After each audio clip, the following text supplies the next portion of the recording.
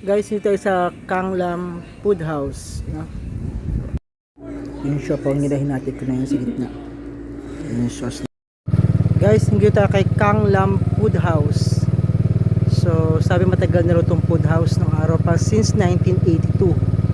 So, puntahan din to kung nag-ooperate pa siya. Pero ito po yung lugar niya sa Plantete.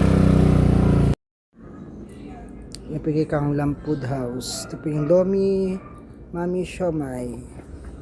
So tapos na po yung office work ko kaya nakalabas po ako. Hello, tayo kay Kanglam. Kay Kanglam po ito, no? Sabi presyo nyo dati ng Kanglam? Palengke.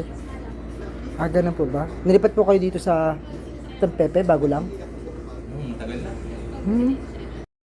Guys, stick natin yung kanilang masarap na siopaw sa yung pinaka best seller na siopaw daw sa Kanglam Food House. Yung siopaw nila, hinati ko na yun sa gitna. Yung sauce nila, oh.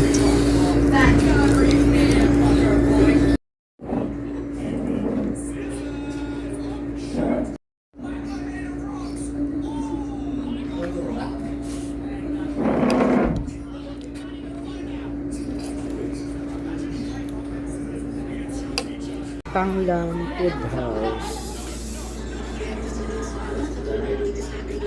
Balik kayo po yung anak po ni Kanglam.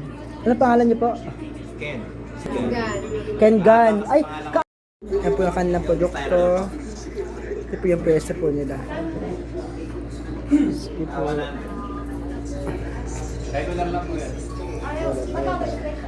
Bagong palengke. Ayan po, makita niyo agad yung Kanglam. St. Francis po, malapit po sa food house. No?